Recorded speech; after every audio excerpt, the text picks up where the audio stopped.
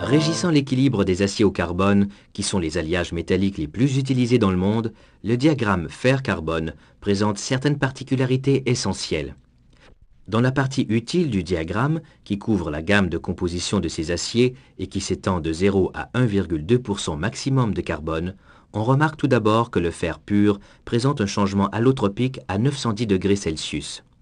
Au-dessous de cette température, le fer a la structure cubique centrée, dans laquelle la solubilité du carbone est très faible, au maximum de 0,02% à 723 degrés Celsius.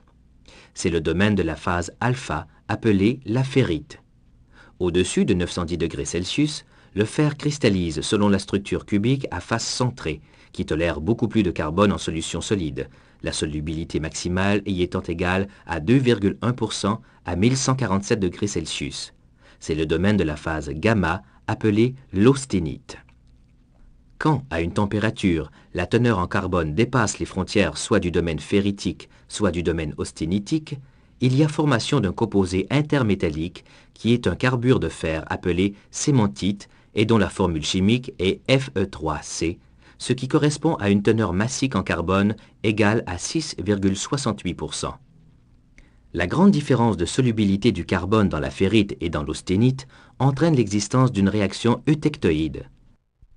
Cette réaction se situe à 723 degrés Celsius pour une composition nominale de 0,8% de carbone.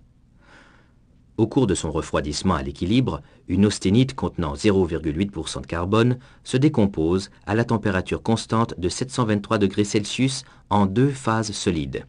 La ferrite, très pauvre en carbone, et la cémentite, riche en carbone. Le mélange intime de ces deux phases est le constituant appelé perlite. Les caractéristiques de la réaction eutectoïde sont présentées à la page suivante.